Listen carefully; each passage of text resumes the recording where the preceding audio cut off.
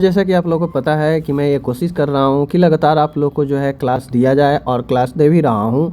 तो उम्मीद करता हूँ कि आप लोग इस क्लास को पसंद करेंगे और ज़्यादा से ज़्यादा लोगों तक शेयर करेंगे, बताएंगे कि है कोई ऐसा प्लेटफॉर्म जहाँ पे पूरे जीएनएम के सिलेबस को पढ़ाया जाता है। अब यहाँ पे मैं आपको पता है कि 4 दिन आपका थ्योरी का क्लास कराने के बाद एक दिन मैंने आपको हर एक सब्जेक्ट से ऑब्जेक्टिव्स मैंने कराया, ठीक है, ऑब्जेक्टिव्स कराया।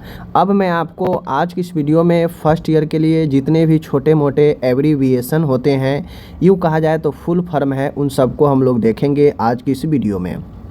तो आप लोग अच्छे से देखिएगा। देखिए, मैं वो सारे चीज़ पढ़ाऊँगा जो आपके नॉलेज के लिए, जो आपके हिसाब से काफ़ी महत्वपूर्ण है, नॉलेज के पर्पज़ से और एग्ज़ाम के पर्पज़ से। बहुत लोग एग्ज़ाम के पर्पज़ से 1-2 महीना पढ़ते हैं, आएंगे पढ़ेंगे और कहेंगे कि मेरा नॉलेज ठीक से नहीं हुआ, मुझे ज्ञान नहीं, कॉलेज में पढ़ाया नहीं गया। भाई, कॉलेज में नहीं पढ़ाया गया बात छोड़िए, मैं आपके लिए मेहनत यहाँ पे तो कर रहा हूँ ना, लेकिन आप फिर भी तो नहीं पढ़ रहे हैं। मैं कंटिन्यू इंट्रोडक्शन चारों सब्जेक्ट का दे रखा हूँ। अब यहाँ पर मैं एक वीडियो ऑब्जेक्टिव्स का भी कर दिया हूँ, एक वीडियो अब यहाँ पर एब्रीविएशन का भी कर रहा हूँ। तो मैं तो कोशिश कर रहा हूँ हर एक क्षेत्र से, हर एक फील्ड से आपको नॉलेज मिले, तो आपको ज़रूर पढ़ना चाहिए। चलिए करते हैं शुरू। और इस सारे का पीडीएफ आपको मिल जाएगा nursingyan.com पर। अभी वेबसाइट अपना थोड़ा सा मेंटेनेंस में है, तो जैसे ही वापस से आता है आप लोग को जो है मिल जाएगा सारा पीडीएफ वगैरह, वहीं पे नोट्स वगैरह मिलेगा, क्वेश्चन बैंक वगैरह। तो चलिए हम लोग यहाँ पे करते हैं शुरू। तो सबसे महत्वपूर्ण चीज़ें हैं, देख लीजिए, जीएनएम फर्स्ट ईयर एब्रीविएशन है, इम्पोर्टेंट है। देखिए, इधर है एब्रीविएशन और इधर उसका है फुल फॉर्म, ठीक है ना। कहता है बीपी। बीपी का फुल फॉर्म क्या होता है? ब्लड प्रेशर, जिसे रक्तचाप बोलते हैं। हो सकता है आपसे इसका एचटीएन भी पूछ दे, तो एचडीएन का मतलब होता है हाइपरटेंशन, समझ गए, दोनों का मतलब रक्तचाप ही होता है। आगे है एचआर होता है, जिसे हार्ट रेट कहते हैं, होम रेंट वाला एचआर नहीं, ये एचआर मेडिकल में हार्ट रेट होता है, ध्यान रखना है। आरआर होता है रिस्पायरेटरी रेट होता है, रिस्पायरेटरी रेट होता है। पीआर होता है पल्स रेट होता है। इन सब चीज़ों को ध्यान से आप लोग देखिए। आगे है यहाँ पे पीआर पल्स रेट हो चुका है। टीपीआर होता है टेम्परेचर पल्स रिस्पायरेशन। इसका तो बहुत ज़्यादा यूज होगा पूरे पढ़ाई में, देखेंगे हमेशा कहीं ना कहीं टीपीआर लिखा रहेगा। तो टीपीआर का बेसिकली मतलब टेम्परेचर, पी से पल्स, आर से रिस्पायरेशन होता है। आगे है बीएमआर का मतलब होता है, बीएमआर बेसल मेटाबॉलिक रेट होता है। तो ये जो बेसल मेटाबॉलिक रेट होता है ये बीएमआर होता है, ध्यान रखना है। आगे है आप लोग देख लीजिए, बीएमआई होता है बॉडी मास इंडेक्स होता है, बॉडी मास इंडेक्स होता है, समझ रहे चीज़ों। अब यहाँ पे जो आप देखे हैं उसको एक बार और देख लेते हैं। बीपी होता है ब्लड प्रेशर होता है, एचआर होता है हार्ट रेट होता है, आरआर होता है रिस्पायरेटरी रेट होता है, पीआर होता है पल्स रेट होगा, टीपीआर होगा टेम्परेचर पल्स और रिस्पायरेशन होगा। नेक्स्ट है यहाँ पे बीएमआर होता है, जो बीएमआर बेसल मेटाबॉलिक रेट होगा, बीएमआई होगा बॉडी मास इंडेक्स होगा। तो किसी भी चीज़ को आप गौर से देखते हैं, समझते हैं तो दिमाग में बैठ जाता है। अगर आप उसको 1-2 बार नहीं देखते हैं तो याद नहीं होगा। तो मैं बार बार आप लोग को यही बोलता हूँ, एक बार वीडियो को जब वीडियो डलता है तब एक बार देखें और एक बार रात में उसको पुनः देखें, ताकि आपके माइंड में सेट हो जाए। बहुत लोग कहते हैं कि बहुत क्लास हो गया लेकिन मुझे कुछ नहीं पता चला, कुछ नहीं जो है समझ में आया। तो बेसिकली उनका आदत है कि वो तो फर्स्ट टाइम वीडियो डालने पर भी नहीं देखते हैं, तो दिन में 2 बार के तो बात ही छोड़ दीजिए। लेकिन मैं अभी कह रहा हूँ, अगर आपको वास्तव में नॉलेज लेना है, आपको वास्तव में 1 घंटा डेली पढ़ना है, तो वीडियो आधा घंटा सुबह देखिए जब डलता है किसी भी समय, और 1 घंटा सोते समय रात में रिवाइज कर लीजिए, देख लीजिए एक बार, ताकि दिमाग में पुनः रिवाइज हो जाएगा, समझ रहे हैं। आगे हम लोग बढ़ते, आगे है यहाँ पे सीएनएस है। सीएनएस का मतलब होता है सेंट्रल नर्वस सिस्टम, केंद्रीय तंत्रिका तंत्र, central nervous system CNS. PNS होता है पेरिफेरल नर्वस सिस्टम होता है, peripheral nervous system. CNS PNS याद रखिएगा, बहुत इंपॉर्टेंट है। आरबीसी होता है रेड ब्लड सेल होता है, आर से रेड, बी से ब्लड, सी से सेल। डब्ल्यूबीसी होता है डब्ल्यू से व्हाइट, बी से ब्लड, सी से cell, white blood cell. HB होता है हीमोग्लोबिन, एचबी हीमोग्लोबिन, एचबी, ठीक है। आगे है यहाँ पे आप लोग देख लीजिए, बीपी होता है, ब्लड प्रेशर होता है, बता चुके हैं। एचआईवी है, ह्यूमन इम्यूनो डिफिशियंसी वायरस होता है। HIV human immuno deficiency virus होता है। आगे मैं देखता हूँ एड्स है, तो एड्स होता है acquired immuno deficiency syndrome. AIDS क्या होता है, तो A for acquired, I for immuno, D for deficiency and S for syndrome. समझ गए। आगे मैं देखता हूँ माय डियर, टीबी है, टीबी से होता है ट्यूबरक्लोसिस। ट्यूबरक्लोसिस जिसे तपेदिक बोलते हैं। समझ रहे हैं बात।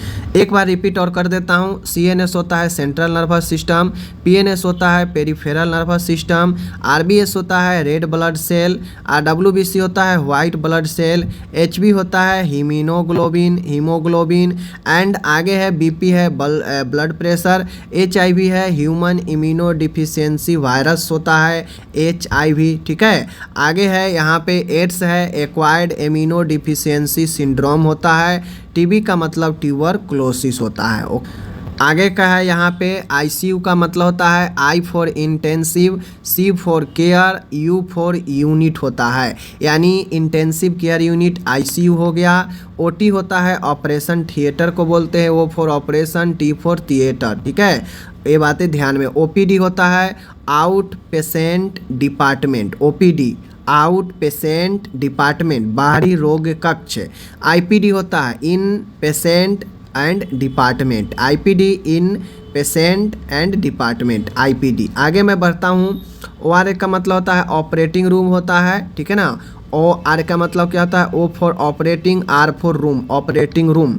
PT मतलब होता है फिजिकल थेरेपी, याद रखना है। PT मतलब फिजिकल, T मतलब थेरेपी, फिजिकल थेरेपी। आगे मैं बात करता हूँ यहाँ पे IV मतलब होता है इंट्रा, V मतलब होता है वेन, इंट्रावेन।